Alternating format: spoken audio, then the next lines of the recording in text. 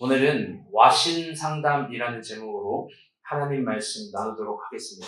옆 사람과 인사하겠습니다. 굴욕이 있죠? 오늘 토크 주제는 이런 겁니다. 잊을 수 없는 굴욕 앞에서 어떻게 신앙으로 일어날 것인가 마음껏 나눠주셨으면 좋겠습니다. 4월의 채색으로 세상을 물들이시는 하나님의 섭리가 오늘 우리의 삶에도 동일하게 물들이시기를 안녕으로 인사합니다. 미세먼지가 연일 계속되고 있습니다. 그런데 걱정하지 맙시다. 적절한 비와 바람도 함께 불어옵니다. 지난주는 그것이 섭리라고 이야기를 했습니다. 그것이 하나님께서 다스리시는 세상의 방법입니다. 세상은 완벽한 고난, 그게 있을 것 같지만 그런 완벽한 고난의 함몰은 없습니다. 하나님은 모든 시간에 적절한 은혜를 주시기 때문입니다. 겨울에는 겨울의 것으로, 봄에는 봄의 것으로, 여름에는 여름의 것으로, 가을에는 가을의 것으로 주십니다.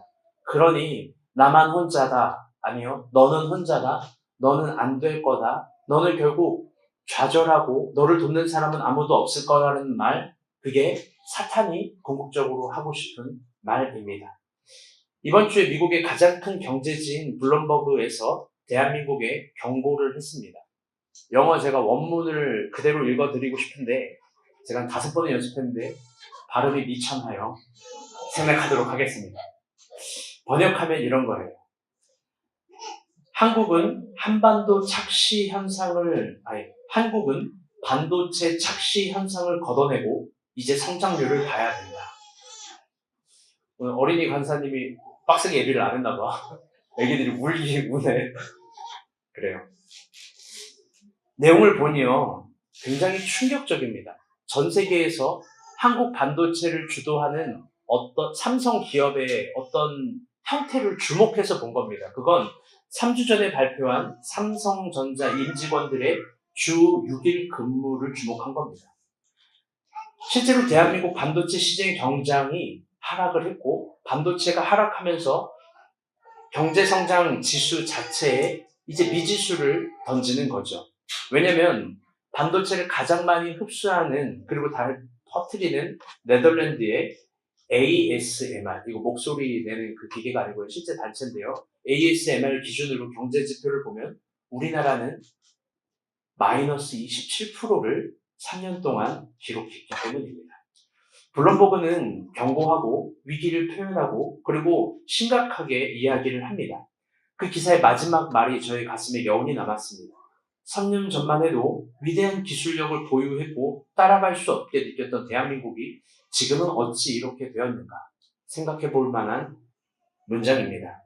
그런데 공교롭게도 지난주 동일한 1분기를 블룸버그는 이렇게 해석했지만 우리나라 기재부, 기획경제재정부에서는 대한민국의 1분기 경제를 1.3% 성장한 청신호라고 보도를 했습니다. 저는 어떤 지표가 맞는지는 모르겠습니다. 그런데 확실한 건 서민들의 핵심 물가라고 이야기하는 13가지 품목이 지난 추석 이후 계속해서 35주간 오르고 있다라는 겁니다. 우유값, 계란값, 대파, 그리고 먹거리, 쌀마저도요. 2023년부터 24년 대한민국의 물가지수 인플레이션은 홍콩을 앞질렀습니다. 여러분, 살기 어려운 시대가 진짜 도래하는 것 같습니다. 서로를 향해 더 뜨겁게 사랑하고 나라를 위해 함께 기도하는 우리 모두가 됐으면 좋겠습니다. 아멘. 이번 주는 하이브 논쟁이 굉장히 뜨거웠습니다. 방시혁 의장과 민희진 대표가 심각한 다툼을 일으켰죠. 두 사람의 다툼이 4일 동안 사회, 경제, 모든 엔터테인먼트의 일면을 기록했습니다. 사회에선 두 분의 다툼을 다양한 각도로 해설을 합니다. 그리고 누구의 잘못인지를 갑론을박하죠. 여러분에게 한번 물어보고 싶습니다. 도대체 누구의 잘못일까요? 누구의 잘못이에요? 정현 형제 주의자매, 미안한데 여기 앞으로 볼까? 굳이 오늘 끝에서 드릴 필요가 없을 것 같아요. 네. 용식 형제 옆으로 와주세요. 테이블도 좀 옆에 하나 빼주시면 좋을 것 같고. 네. 이 사건을 보면서 저는 정말 여러 가지 생각이 들었습니다. 여러분 아무도 안 믿으실 텐데 저랑 민희진 대표는요 어느 정도의 관계가 있습니다. 그래요. 믿지 마세요. 사실 저뿐만 아니라 박목자와 임태현 간사, 우리 셋은 민희진 대표와 어느 정도 관계가 있습니다. 눈빛이 오해하시면 안 돼요. 언제나 뉴진스를 부를 수 있을 정도의 관계가 아니라 그런 관계는 아니고요. 카페 라이 정도는 오세요라고 말할 수 있을 정도의 정말 관계입니다. 그래서 그런가요? 진짜 심각하게 이 문제를 골똘하게 생각해 보게 되었습니다. 멀리 있는 관계고 오랫동안 연락이 안 된 관계지만 관심이 갖게 되니까요. 그런데 한 가지 생각이 들었습니다. 그건 뭐냐면 자잘못을 이야기하고 따지기 전에 둘은 서로에게 정말 좋은 원팀이었다라는 겁니다. 분명 둘은 서로에게 가장 좋은 원팀이었던 시절이 있습니다. 그래서 많은 것들을 만들어냈고 대한민국에 많은 인사이트를 분명 주었습니다. 만약 지금도 서로가 유효하게 가장 의미 있는 존재라는 걸 각인하고 소중히 한다면, 서로가 서로에게 하찮은 존재라고 멸시하지 않는다면 분명 그 에너지는 다른 곳에 사용되었을 거고 더 좋은 것들을 만들어내지 않을까 생각이 듭니다. 이번 주 4일 동안 있었던 논쟁들을 보면서 한 가지만 생각이 들었습니다. 그건 옳은 문제와 그른 문제가 아닙니다. 다툼과 원망, 내가 더 잘나 보이는 교만, 그 에너지는 정말 불필요하다라는 겁니다. 다르게 에너지를 사용할 수는 없었을까? 그런 영향력 있는 사람들이 라는 생각을 해보게 되었죠. 사실 우리도 마찬가지일 겁니다. 많은 것들이 아니죠. 우리가 갈라진 어떤 관계는 그 사람과 매우 좋았던 원팀이었을 가능성이 높습니다. 분명 우리가 원팀이었을 때 많은 소중한 것들을 만들어냈었고 그게 누군가에게 선한 영향력도 주고 위대한 작품을 만들어냈을 그런 원팀이었던 시절이 있을 겁니다. 그런데 갈라진 거죠. 그 소중한 것들이 잘라진 겁니다. 우리의 소중한 에너지, 그 소중한 에너지가 결국 나 하나로 향할 때 내가 많은 걸 독식할 것 같지만 사실 꼭 그렇지도 않다라는 현상을 우리가 깊게 지혜롭게 이해했으면 좋겠습니다. 더 나아가 우리의 에너지를 언제나 잘 사용했으면 좋겠습니다. 남을 향한 다툼, 누군가를 향한 원망, 내가 더 나아보고 잘났다라는 교만, 여기에 사용하지 않는 우리가 되었으면 좋겠습니다. 아멘. 이번 주 큐티 본문은 어제 오늘 시편이었습니다. 참 애매한 본문이죠. 그런데 공교롭게도 이번 시편은 반가웠습니다. 그 이유는 이 시편 103편은 제가 개인적으로 가장 좋아하는 시편 3가지가 있는데 그 중에 한 시편이기 때문입니다. 이 시편 103편은 저 개인적으로 제가 가장 수치스럽고 굴욕 가운데 있었고 힘들었던 시절에 분명 저를 다시 잡아주고 만들어주었던 그런 본문입니다.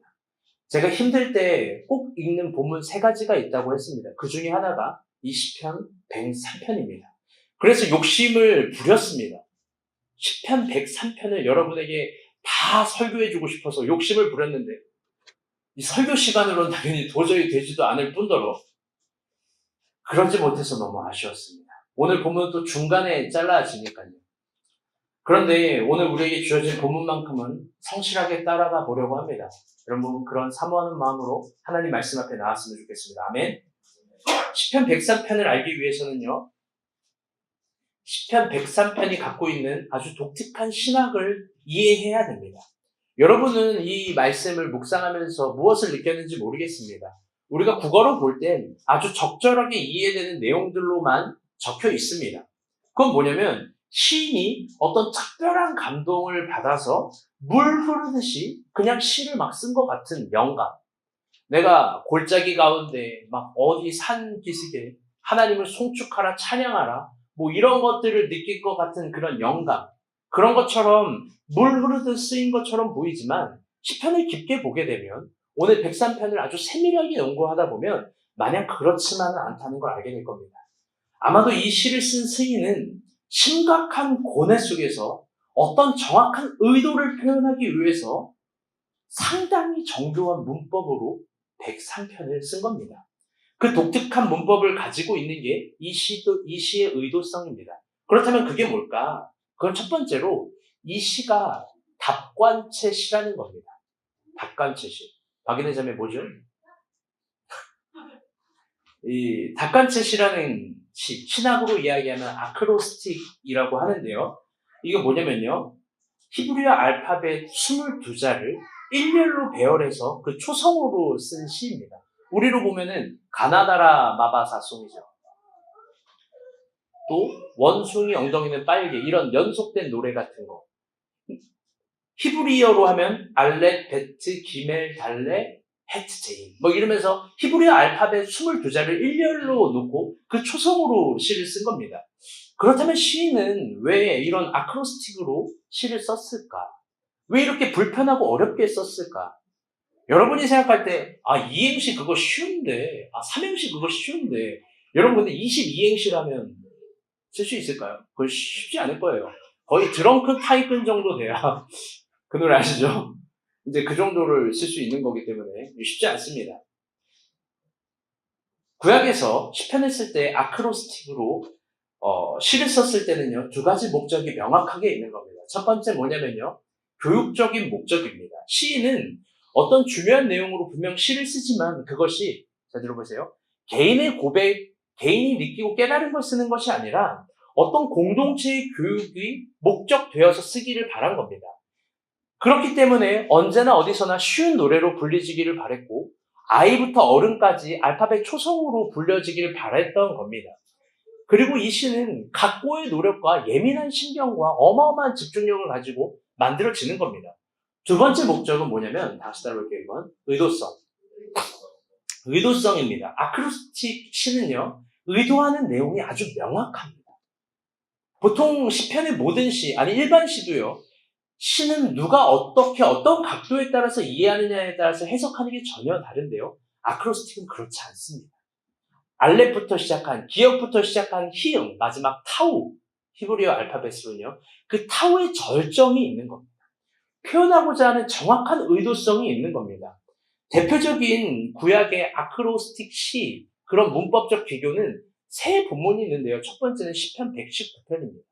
시편 119편은 시편 중에 가장 긴 시예요. 그런데요, 그게 알렛부터 마지막 타우까지 시를 쓰는데 가장 길게 뭐에 대해서만 강조하냐면 율법의 중요성에 대해서 의도적으로 강조한 겁니다. 한번 시편 119편 잠아놓으면 보세요. 잠이 바로 올 거예요. 율법의 중요성, 율법의 아름다운 모든 미사역은 다 119편에서 나온 거예요. 두 번째는 뭐냐? 잠언 31장입니다. 어떤 한 여인이 지혜롭게 행한 글 내용처럼 보이지만 잠언 31장도 아크로스틱입니다. 어떤 정확한 의도를 가지고 지혜가 우리에게 어떻게 오는지, 결국 인간에게 체득된 지혜란 무엇인지를 표현하기 위함이죠. 저희 뒤에 하민이가 미소를 계속 훔쳐보는데 저희 뭐 이상한 사이 아니죠? 그래요. 만나려면 우리 교인 만나야 되는데 제가 어제도 여담이라서 안 할게요. 네. 그런 겁니다. 의도적으로 구성하신 거죠. 이스라엘의 지혜 문학의 핵심 코어를 정확한 의도를 가지고 표현하기 위해서 시편 119편과 잠언 31장은 각각 그 의도를 가진 겁니다. 그런데 그 반열에 오늘 103편도 있는 겁니다. 그렇다면 한번 정리해 볼게요. 103편은 어떤 정확한 의도와 목적을 가지고 적혀 있는 걸까? 우리 1절부터 정말 보고 싶지만 다 생략하고 오늘 본문인 14절부터 16절만 봅시다. 먼저 시작. 이는 그가 우리의 신실을 아시며 우리가 단지 먼지뿐임을 기억하시니로다. 인생은 그날이 불과 같으며 그 영화가 들의 꽃과 같도다. 그것은 바람이 지나가면 없어지나니 그 있던 자리도 다시 알지 못하거니와. 아멘. 여러분 이 한 구절 보면서 무슨 생각이 드나요? 인생의 허무함?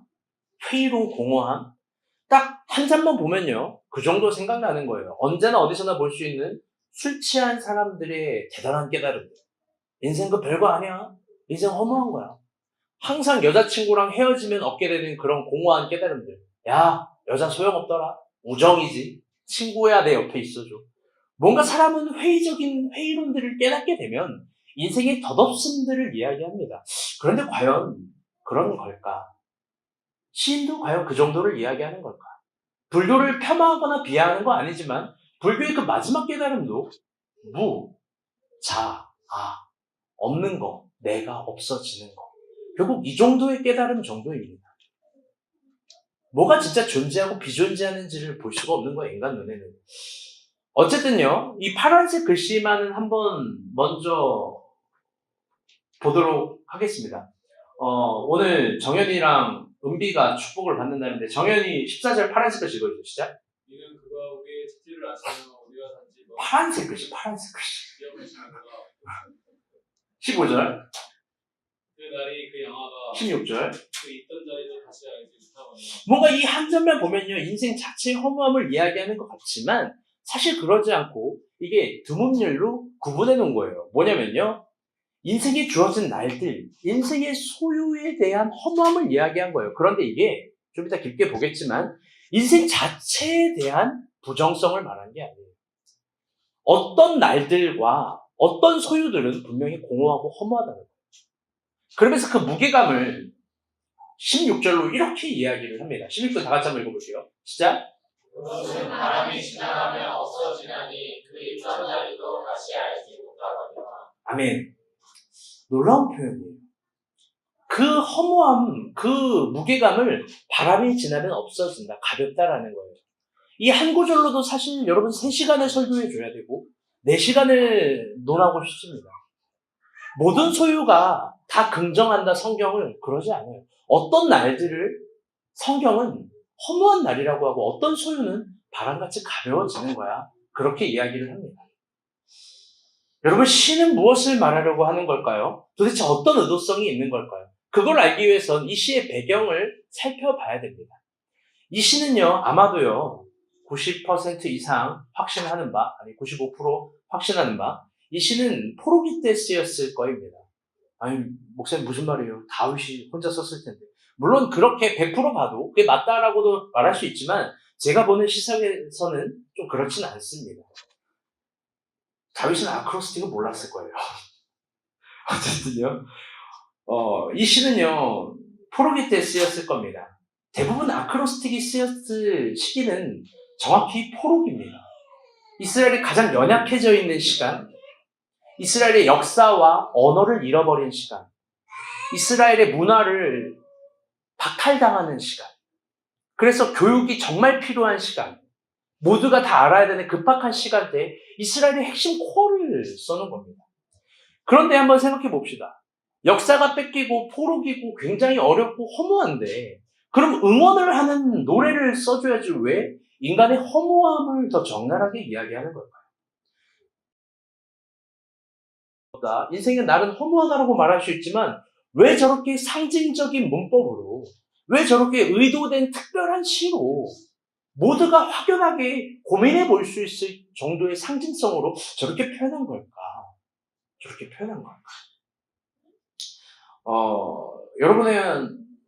여러분에게 한번 이런 얘기를 한번 해보고 싶고요.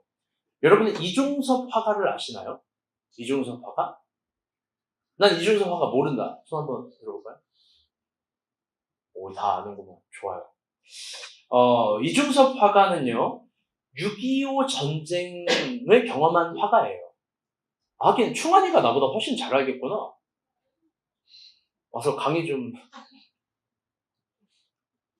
그 사람은 워낙 부자였고, 젊었을 때, 6.25 전, 1916년 태생인데요. 젊을 때 일본으로 그림으로 유학을 갔고, 결혼도 일본인이랑 할 정도로 부유한 가정입니다. 자녀도 2명이나 있었어요. 그리고 또, 일본에서도 미술의 두각이 있었고, 한국에서도 유명했습니다. 이미 그런 사람이에요. 그런데 그가 1950년 6.25 전쟁으로 모든 걸 잃어버립니다. 모든 걸 잃어버려요. 그 후 이중섭 화백이 초기에 각성을 하여서 뭔가를 꾸준하게 그리는데 뭐를 그리냐? 소만 그립니다. 소만 그려요. 6년 동안.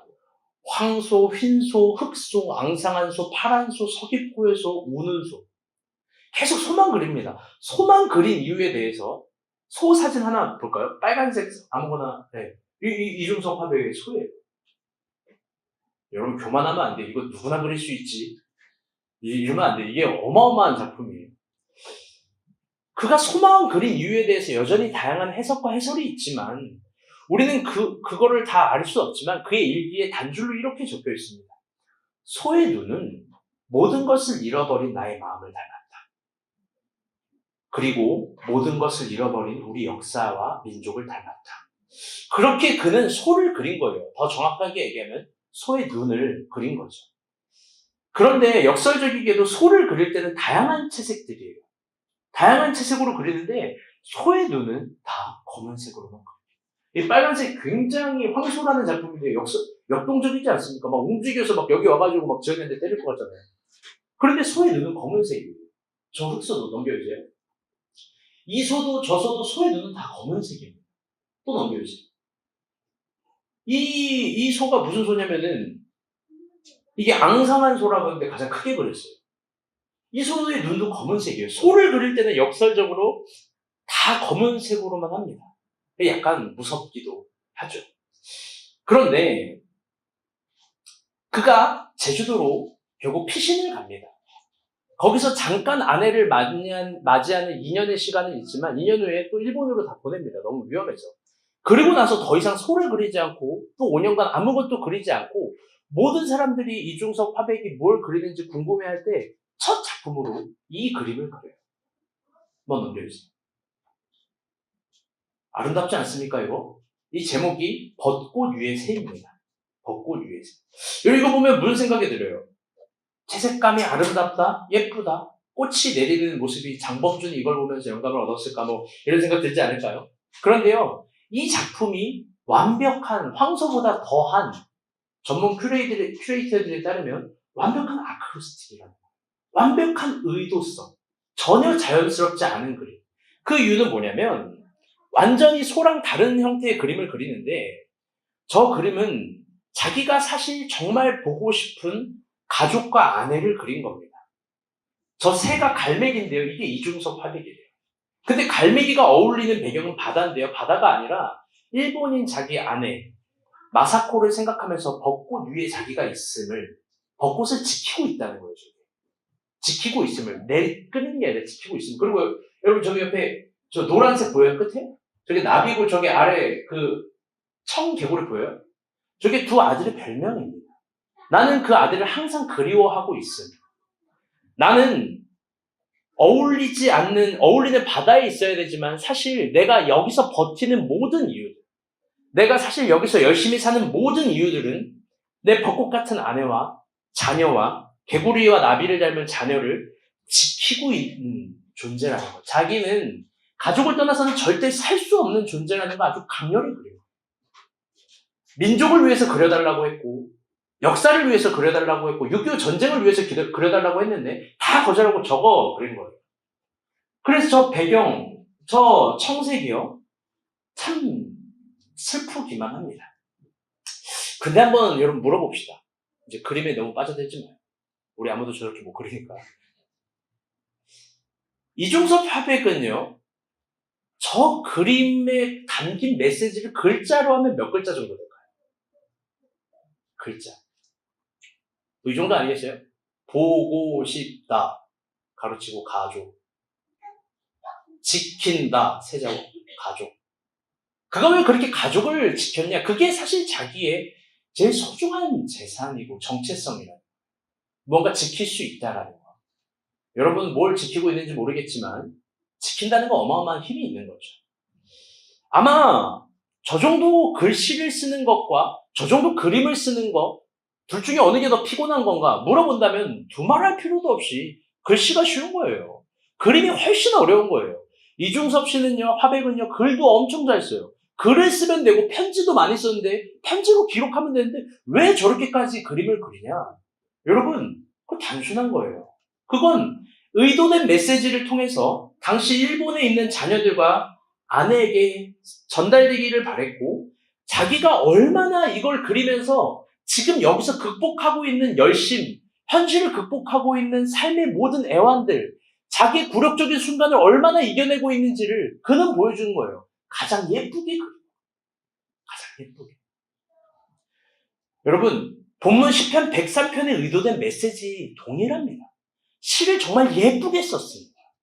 굴욕적인 시간에, 가장 어려운 시간에 단 몇 줄로 표현할 수 있는 강렬한 메시지를 형성사 작업을 해서 시편 103편은요, 사실 말해주고 싶은 거예요. 단순한 걸. 그건 뭐냐면 이런 겁니다. 참된 소망은 무엇인가? 참된 소망은 어디로부터 시작되는가? 참된 소망은 어떻게 바라보아야 하는가? 지금 현실은 굴욕입니다. 자기가 느끼고 있는 현실은 비린내입니다.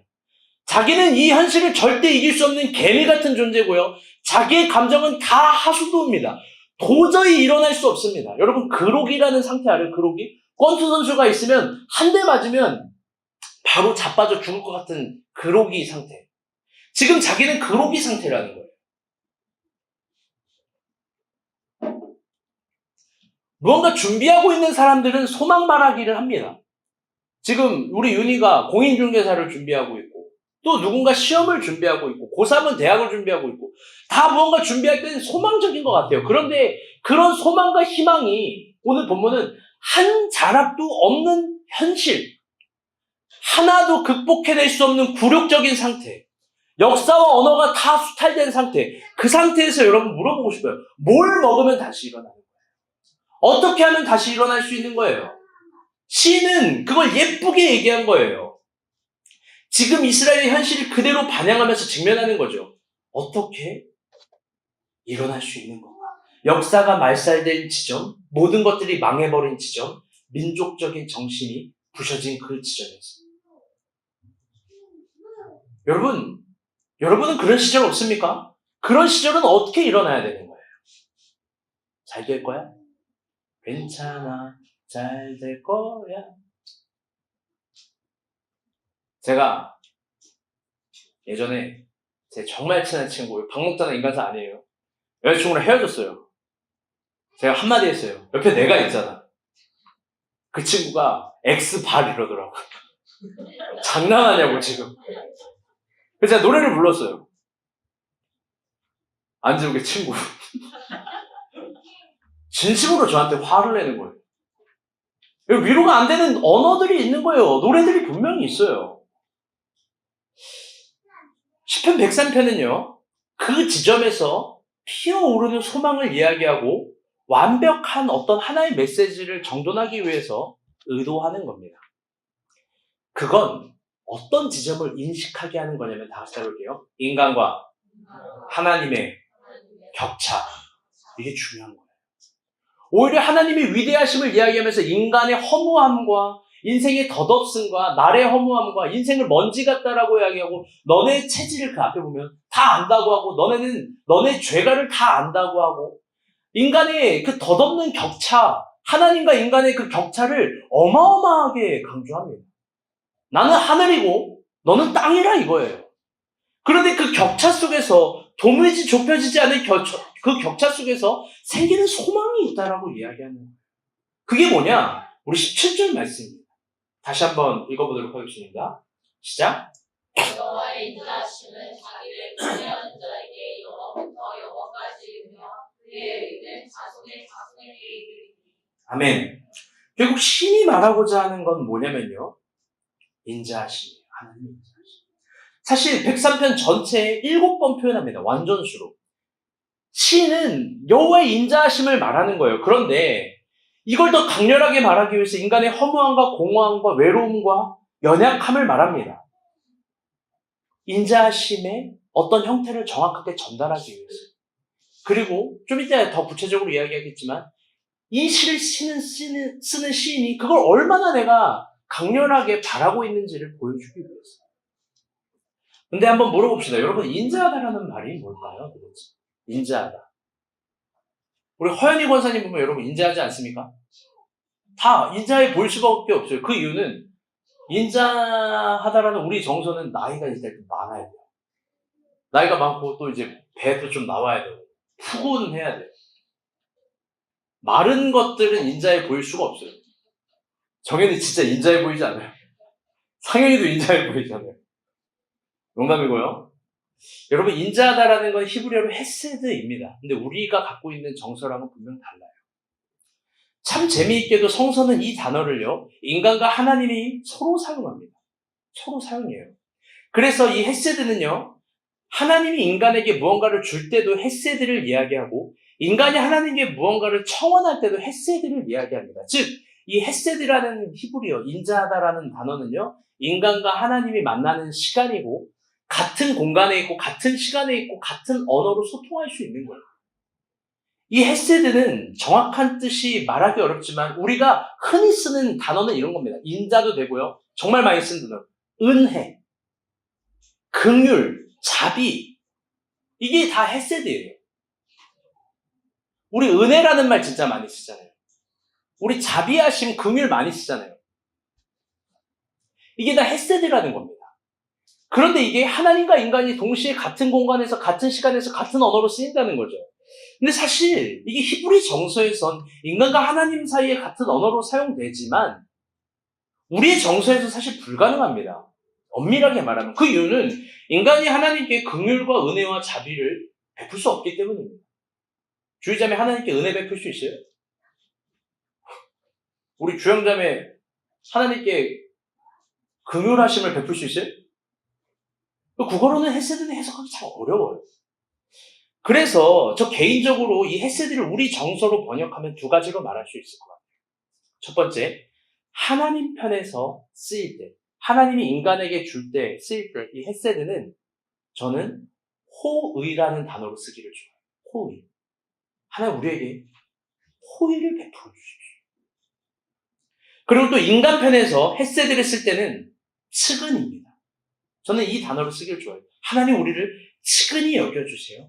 불쌍히 여겨주세요. 하나님 나를 측은히 여겨주세요. 불쌍히 여겨주세요. 시는 굴욕 앞에서, 역사적인 개인적인 굴욕 앞에서 지금 그걸 탄원하고 그걸 보여주고 그걸 깨닫게 해주려고 하는 겁니다. 하나님이 우리에게 베풀어 줘야 될 건 호의, 하나님의 도우심. 그리고 우리가 진짜 하나님께 탄원해야 될 건 어떤 내용의 구성이 아니라 우리 존재 자체를 드리는 측은히 여기심, 나를 불쌍히 여기심. 한번 여러분에게 물어보고 싶습니다.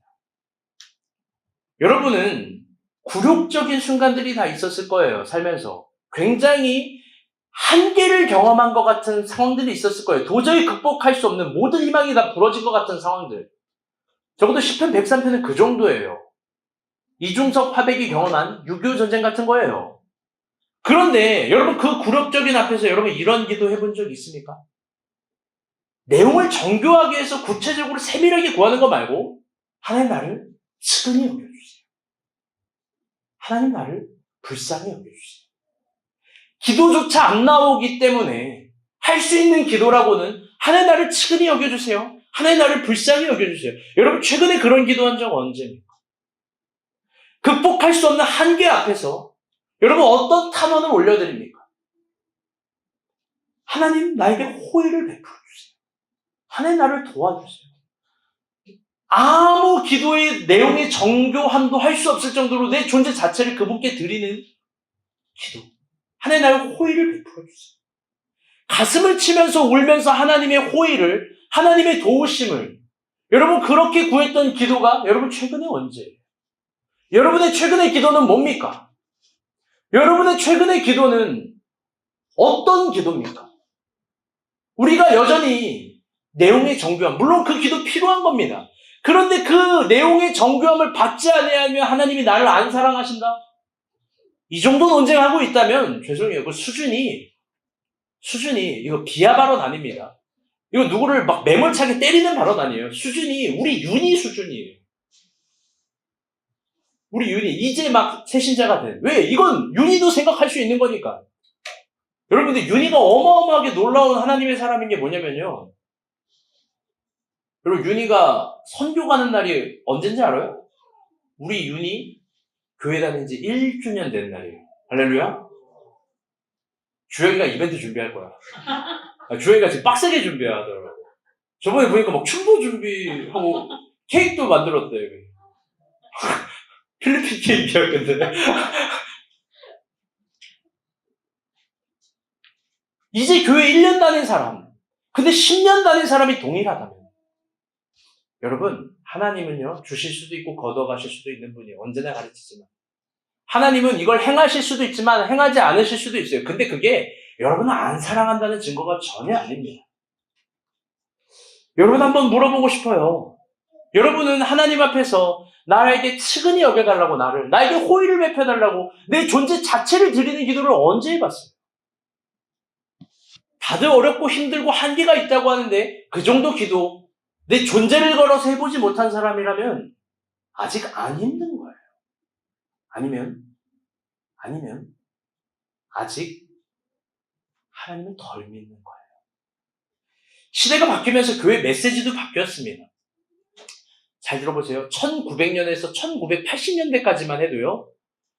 조국 교회의 대부분의 설교는 이걸 강조했어요. 당신은 죄인이다. 박지원 너는 죄인 중에 괴수다. 정영주 너는 죄인 중에 대장이다.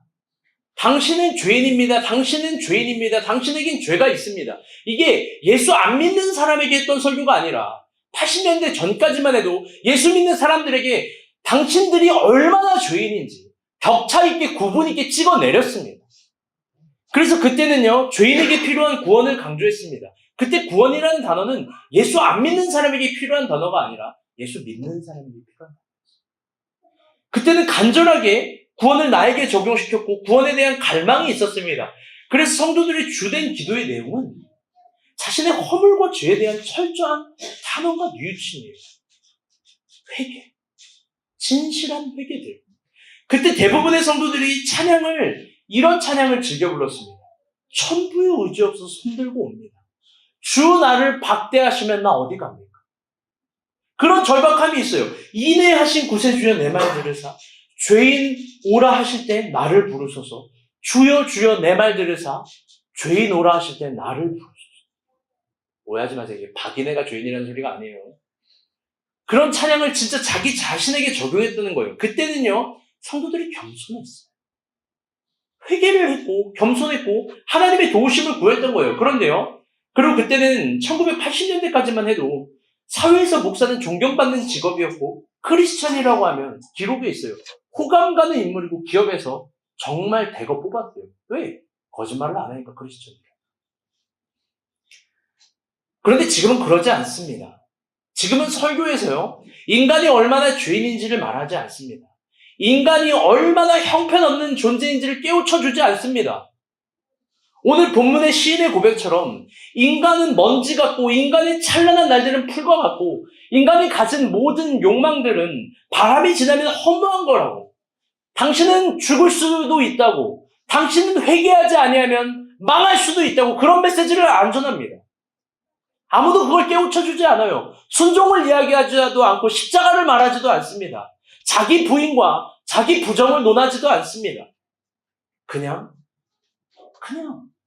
인문학 정도의 이야기하는 거예요. 절대자 앞에 피조물의 위치를 말아주지 않습니다. 그래서 모두 아름다운 기도를 다 잃어버린 거예요. 하나님 나 호의를 베풀어 주세요. 하나님 나 측은히 여겨주세요. 나를 불쌍히 여겨주세요. 이어령 선생님 책 중에서요. 마지막 수업이라는 책이 있습니다. 젊은이들에게 아주 인상적인 메시지를 주는 한 대목이 있어요. 제가 그대로 갖고 왔어요. 한번 들어보세요. 요즘 대부분의 젊은이들은 패배에 대한 쓰라림을 새기지 못합니다. 단지 더 예민하고 더 민감하게 불평만 하는 겁니다. 내 부모가 잘못됐다. 내 가정이 잘못됐다. 내 환경이 잘못됐다. 나는 많이 억울하다. 내가 부모를 잘 만났으면, 가정을 잘 만났으면, 환경이 좋았으면 좋을 텐데. 정작 실패했을 때 반성해야 될 자기의 태도, 노력에 대해서는 반성하지 않고 사회를 향한, 태어난 것들을 향한 원망만 합니다. 그런데 잊지 마세요. 이 마지막 대목이 명언이에요. 대체적으로 사회는 실력대로 가고 있는 법입니다. 저는 깊게 생각해 볼 대목이라고 생각합니다. 요즘 제가 봐도요, 정말로 많은 사람들이요, 패배가 주는 쓰라림을 깊게 생각하지 않습니다. 패배가 주는 굴욕감을 그걸 먹지 않아요. 그걸 막 새기지 않습니다. 가급적 그걸 빨리 잃어버리려고 합니다. 여러분, 근데 잘 봐요. 하나님이 우리에게 광야를 주셨고, 언제나 광야에서 너의 지렁이 같은 시절을 이야기하고, 네가 얼마나 형편없는 존재인지를 막 새기게 합니다. 도대체 하나님은 왜 그런 걸까? 왜 그런 굴욕감을 기억하게 하는 걸까? 여러분 깊게 생각해 보시기를 바랍니다. 많은 사람들이 자기의 쓰라림을 생각하지 않고 그걸 빨리 잃어버리려고 합니다. 잊어버리려고 합니다. 그래서 가장 슬픈 날에도, 가장 큰 패배가 있는 날에도 무조건 잊어버리는 도망으로만 가는 겁니다. 자기를 반성하는 한 줄의 일기를 쓰는 사람 못 보고요. 패배를 돌아볼 수 있는 복귀. 왜 내가 이게 패배됐지? 눈에 불을 켜고 이 복귀하지 않습니다. 그런데 잘 들어보세요. 개인의 역사에는요, 진정 잊지 말아야 될 날들이 있는 거예요. 개인의 역사에는요, 개인의 한계를 만난 날이 분명히 있어요. 개인이 굴욕을, 패배를 느끼는 그런 날들, 분한 날, 그런 날들이 있어요. 그런데 그런 날을 잊지 말아야 되는데 그날도 저녁에 침대에 누워서 유튜브 보면서 그냥 다 잊어버리는 거예요. 웃는 거예요. 먹방 먹으면서 다 까먹는 거예요. 그리고 저녁에 자기도 야식 시켜 먹는 거예요. 결국 가슴에 원망만 있고 심연의 갈망은 없는 거예요. 그런데 여러분, 거기서 끝이 아니에요. 결국 더 중요한 거, 무서운 거 뭐냐면 기도조차 안 해요. 하나님 나 분합니다. 하나님 나 억울합니다. 하나님 나 아픕니다. 하나님 나 쪽팔립니다. 하나님 나를 구원해 주세요. 나를 치근히 여겨주세요. 나를 불쌍히 여겨주세요. 가슴에 한 맺힌 기도 결코 안 해요. 결국 희망하는 성령을 구하지 않는 거예요. 능력의 성령, 참 좋은 것을 주시는 성령을 절대 구하지 않아요. 그냥 기도하자고 해도 눈만 감고 있는 거예요. 여러분, 그런 사람들이 어떻게 축복을 받아요? 여러분, 그런 사람들이 어떻게 성령을 받아요? 구하지도 않는데. 자기 자신에 대한 철저한 절망감도 없는 사람이 어떻게 하늘의 갈망을 구하는 거예요? 여러분, 그런 사람은 성령을 못 구해요. 여러분, 잊지 마세요. 이어령 선생님 말처럼 대체적으로 사회는 실력대로 가고 있다는 말 인용해 볼게요. 대체적으로요. 축복은 신앙의 태도만큼, 기도만큼 가고 있는 거예요. 오늘 시편 103편의 아크로스티를 한번 생각해봐요. 그 의도성. 시인은 인간이 철저한 무능과 무지와 허무와 굴욕을 표현합니다. 그런데 동시에 바로 옆에 헤세드를 강력하게 말하는 거예요. 그렇다면 적어도 시인은 하나님의 헤세드가 완벽한 희망의 입구임을 설파하는 겁니다. 시인은 103편에서도 모든 걸 빼앗긴 포로기, 언어마저 수탈당한 그 시간에도 하나님의 헤세드를 기대하는 사람들에게 희망이 있다는 이 단순한 메시지를 전하는 거예요. 여러분 진짜 믿습니까? 하나님의 헤세드를 구하라고 그래서 이야기하는 거예요. 그런데 그 하나님의 헤세드는 하나님 나에게 호의 베풀어 주실 것을, 하나님이 지금 나를 치근히 여겨주실 것을, 나를 불쌍히 여겨주실 것을, 그걸 내 존재 자체를 걸고 기도해 보라고 얘기하는 거예요. 그게 인간이 새롭게 될 수 있다고 도전하는 거예요. 여러분, 진정 그 메시지를 믿습니까? 지혜서라고 불리는 시편, 잠언, 전도서는요, 잘 들어보세요. 인간의 현실을 해부합니다. 이 지혜서들은요, 인간의 현실을 해부해요. 그리고 각각의 주제에 맞는 인생의 현실에 대해서 질문합니다. 잠언은 이런 질문이에요. 들어보세요.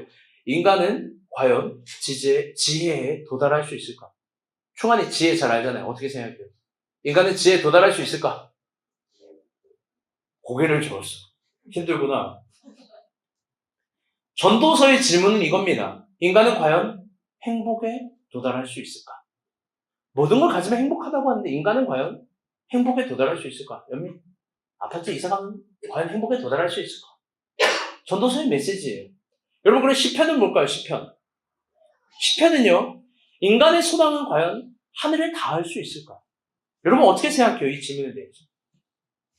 인간은 지혜에 도달할 수 있을까? 인간은 행복에 도달할 수 있을까? 인간의 소망은 하늘에 도달할 수 있을까?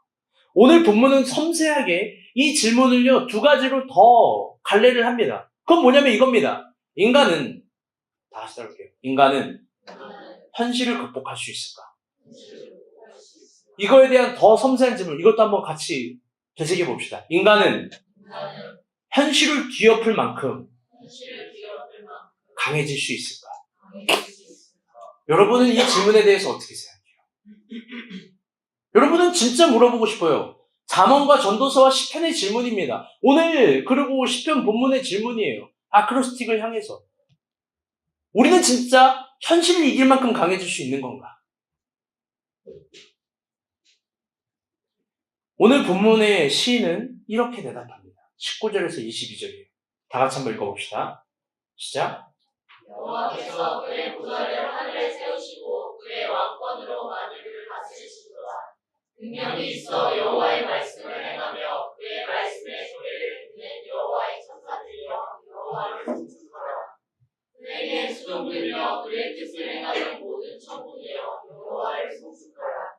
여호와의 지으심을 받고 그가 다스리시는 모든 곳에 있는 너희여 여호와를 송축하라. 그의 영혼아 여호와를 송축하라. 아멘. 확실히 어린이 예배 은혜가 있네. 애들이 다 졸고 자니까 유두고의 은혜. 하주가 저렇게 자서 너무 하나님께 감사. 하민이가 자가지고 얼마나 내 마음 평안하지. 농담이고요. 아주 좋습니다. 시인은요, 하나님의 인자하심을 찬양하더니 이번에는 어마어마한 질문을 갖고 온 우주를 통치하시는 하나님의 주권을 찬양합니다. 그런데 참 재미있는 게 뭐냐면 20절, 21절이에요. 시인이 인간을 찬양의 자리로 초대하는 것뿐만 아니라 20절, 21절, 20절 다 같이 읽어봐요. 다시 한번 시작. 능력이 있어 여호와의 말씀을 행하며 그의 말씀의 소리를 듣는 여호와의 천사들이여 여호와를 송축하라. 21절도 중요해요. 다 같이 읽어볼게요. 시작. 그에게 수종들며 그의 뜻을 행하는 모든 천군이여 여호와를 송축하라. 아멘. 재밌는 건 뭐냐면요. 하나님의 주권을 찬양하는데 인간을 찬양의 자리로 초대할 뿐만 아니라 천사들도 초대합니다. 어마어마한 질문을 가지고 인간을 찬양의 자리로 초대하는 것뿐만 아니라 천사들도 초대합니다. 근데 천사의 태도들에 대해서 굉장히 깊게 관찰을 해요. 그 태도는 뭐냐? 말씀을 듣고 19절, 20절 여호와의 말씀을 행하며 그 말씀의 소리를 듣는 모든 천사들이요. 그 다음에 그에게 수종들며 그 뜻을 행하는 모든 천사들이요. 즉 천사는요. 말씀을 듣고 행하며 수종드는 그 태도를 초대하는 거예요. 그래서 히브리어로 천사가 뭐냐면 말라크예요. 이게 뭐냐? 수종드는 자예요. 이게 재밌는 거예요. 우리가 생각하는 천사는 고결하고 품위 있는 하늘의 천상적 존재가 아니라 시인은 여호와의 말씀을 듣고 행하며 수종드는 존재로 천사의 태도를 표현하는 겁니다. 천사의 존재를. 시편은 인간이 강해질 수 있다고, 현실을 뒤엎을 만큼 강해질 수 있다고 말합니다. 그런데 그게 뭐냐면 천사의 태도를 통해서 강해질 수 있음을 이야기하는 거예요. 하나님의 말씀을 듣고 하나님의 말씀을 행하는 수종드는 태도들을 통해서 강해질 수 있다고 이야기하는 거예요. 그게 이 시편 103편의 마지막 의도된 아크로스틱, 마지막 철자 타우의 메시지예요. 이게 절정이에요. 인간은 강해질 수 있다. 천사 같은 태도, 말씀을 수종드는 태도에서.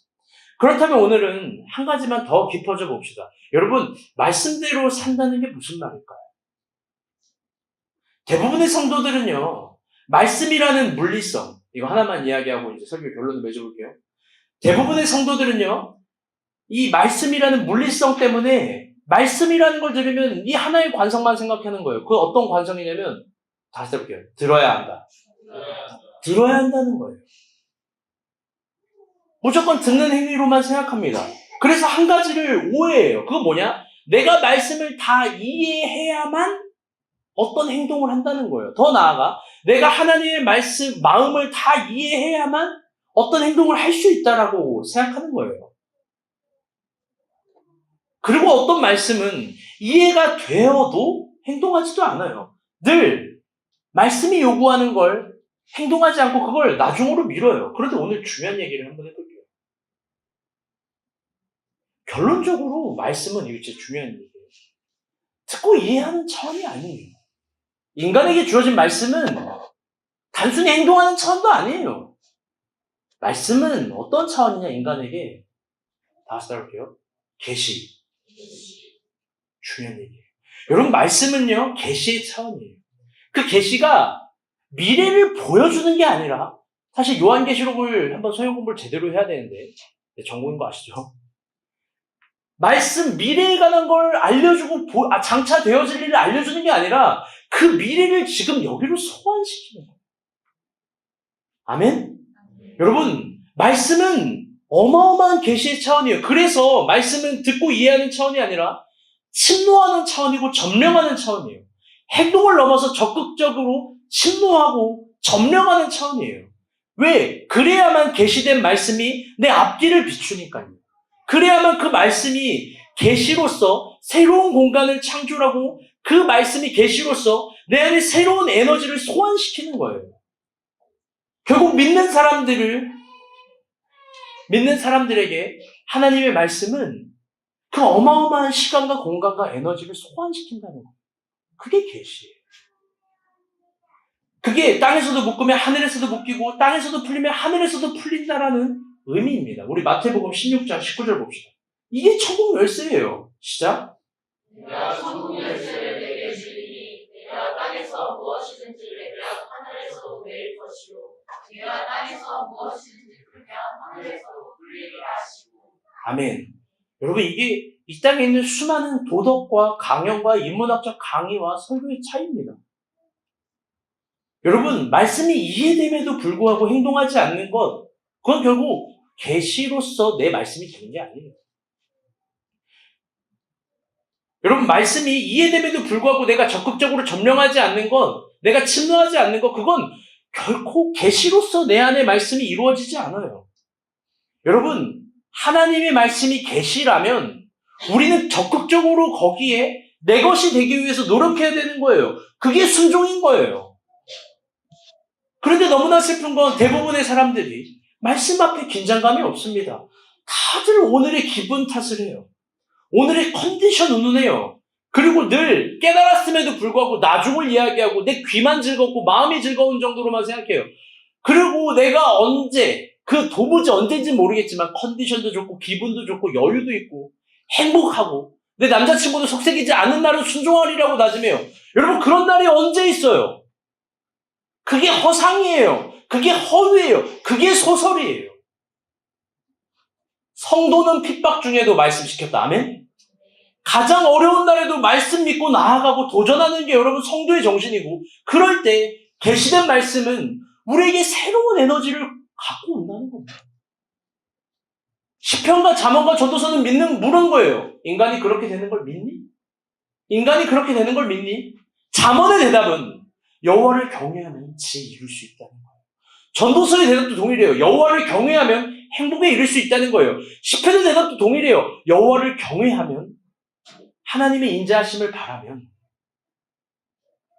인간은 강해질 수 있다는 거예요. 인간의 현실을 극복할 수 있을까? 인간은 진정 현실을 뒤엎을 만큼 강해질 수 있을까? 하나님의 말씀을 말라크하면, 수종 들면 그게 가능하다는 거예요. 그러니 오늘 설교를 통해서 사랑하는 우리가 본 교회 식구들을 혼내고 책망하고 때릴 수밖에 없습니다. 그건 뭐냐면, 여러분, 제발 축복 없다고 운운하지 마세요. 제발 축복이 안 느껴진다라고 말하지 마세요. 자신의 온 존재를 걸어서 믿어보지도 않았으면서 여러분, 하나님 축복 논하지 마세요. 지금 하나님이 감동을 주셨음에도 불구하고 대부분 심노해야 될 것들을 나중으로 미루잖아요. 여러분, 진짜 천산기도 합니까? 여러분, 기도가 힘이라고 하면서 여러분 진짜 저 구석에 들어가서 기도해요? 사실은 아무도 기도를 안 믿고 있는 거 아닙니까? 기도가 능력이라면서 하나님이 축복을 주신다라고 말로는 믿죠. 여러분, 그런데 진정 구하고 영감대로 행동합니까? 믿음의 도전을 합니까? 바다를 건너려고 합니까? 3걸음에 빠질지언정 2걸음 건넙니까? 나는 여러분이 정영주를 되게 비웃을 것 같아요. 형주가 이런 말을 해요. 야, 선교 안 가? 괜찮아. 축복 내가 다 먹을 거야. 이런 비현실적인 형이상학적 논리가 어딨어요? 축복, 야, 선교야, 괜찮아. 오, 고마워. 내가 축복을 다 먹을게. 미친 논리잖아요. 그를 칭찬하는 게 아니에요. 잘 들어봐요. 그 논리가 맞다면, 하나님 앞에서. 그 논리가 맞다면. 에이, 그런 게 어딨어. 내 시간과 에너지 이거 합리적으로 잘 아껴가지고 내가 극강히 효율해가지고 난 여기서 기도를 할 거예요. 근데 하나님 불렀다면, 가보라고 한다면, 선교한다고 내 인생에 복을 받겠어? 그건 여러분의 논리인 거야. 여러분, 오해하지 마요. 다 선교 가라는 소리가 아니에요. 저 어머니 막 직장도 다 때려치고 70에 선교 가자는 얘기가 아니에요. 어머니도 은혜 받을까봐 내가 걱정이 되는데. 모든 영적인 논리가 비슷하다는 거예요. 여리고를 7바퀴 돌래요. 누가 이해해요, 그 행동을? 여러분, 모든 게 다 이해되는 행동이 아니에요. 뒤에서 애국 백성 군대가 쫓아와요. 근데 하나님 모세에게 뭐라고 얘기했어요? 지팡이, 네 평소 맨날 쓰는 지팡이. 저한테로 얘기하면 핸드폰 아닐까요? 그거 한강에 던져봐. 그거 홍해에 던져. 뒤에 군사가 쫓아오는데. 그게 이해되는 행동입니까? 근데 하나님은 그 행동 통해서 홍해를 가르겠다잖아요. 여러분, 오늘 먹을 식량밖에 없는 사르밧 과부 있어요. 이거 먹고 이제 내일 죽겠대요. 근데 엘리야가 이야기하는 거예요. 그거 하나님께 갖고 와. 그것만큼 잔인하고 극악무도한 논리가 어디 있어요? 그게 어떻게 이해가 돼요? 그런데 하나님 그걸 통해서 부자를 만들어 주신다고요. 베드로에게 밤새도록 그물질을 했어요. 밤새도록 영상 편집을 했어. 근데 아무도 고객이 너의 걸 좋아요를 눌러주지 않아. 밤새도록 했는데 돈을 주지 않아. 밤새도록 했는데 근데 하나님 얘기하는 거야. 새벽 3시 반쯤에 6시까지는 더 해봐. 깊은 곳에 가서. 바도스. 더 깊은 곳에 가서 해봐. 물고기는요, 무조건 빛 오징어 잡이처럼 이스라엘의 기술력은 빛 띄워놓고 그 아래 잡는 거예요. 물고기 모아놓고. 근데 빛도 없는 바도스로 가래요. 이걸 여러분 뭘로 해석할 수 있어요? 이해력으로는 죽어도 이해 안 되는 거예요. 그런데 그게 하늘의 문법이라고. 여러분, 이해, 인간의 논리, 인간의 합리, 그게 뭐가 그렇게 대단해요? 우리가 하나님을 믿는다는 건 그거 무시하는 차원이 아니라요. 그걸 뛰어넘는 초이해적 차원, 초논리적 차원, 초행동적 차원이 있는 거예요. 그건 믿음으로 얇게 나아가요. 오늘 시는 그 태도로 말씀을 수종들라고 이야기합니다. 말씀을 내 품으로 받고 수종들고 그 말씀으로 함몰되라고 침노하라고 이야기하고 도전합니다. 현실을 극복할 수 있대요. 이게 하나님의 대답입니다. 하나님은 이해되지 않는다고 부정하거나 외면할 수 있는 분이 아닙니다. 아멘. 말씀의 결론을 내도록 하겠습니다.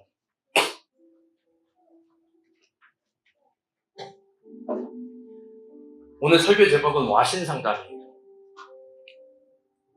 상당히 절제했어요, 사실. 왜 그러냐? 잘 들어보세요. 여러분, 와신 상담 한자가 비장하잖아요. 정현이가 한자를 우리 중에 제일 잘할 거거든요. 누울 와. 여기 무슨 와예요? 그렇지. 무슨 신이야?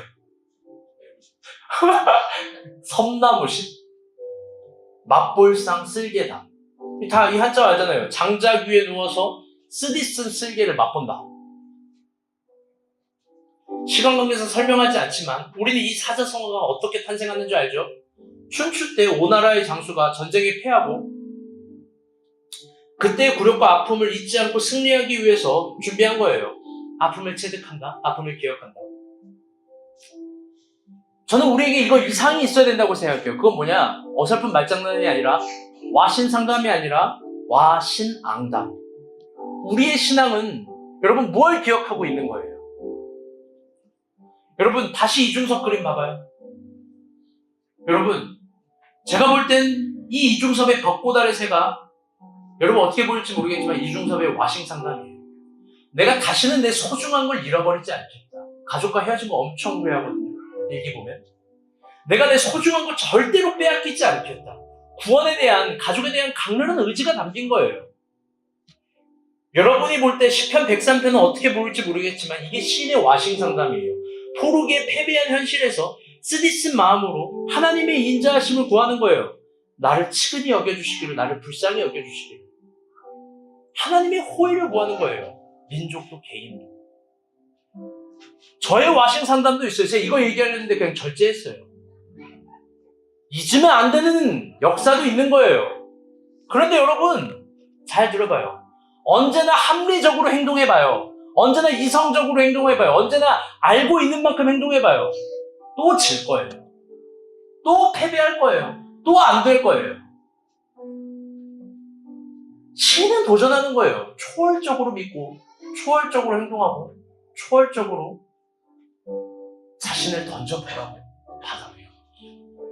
여러분에게 어떤 와신 상담이 있는지 모르겠지만, 그때 유튜브나 보면서 맛있는 거 먹으면서 그냥 빨리 잊으려고만 하지 맙시다. 그 아픔 속에서 하나님께 호의를 구하고 하나님께 치근히 여김을 구하면서 우리 자신의 거대해짐을 희망해 봅시다. 하나님은 반드시 축복을 주십니다. 잊지 마세요. 대체적으로 축복은 신앙의 태도로 가고 있습니다. 아멘. 우리 찬양 부르고 기도하겠습니다.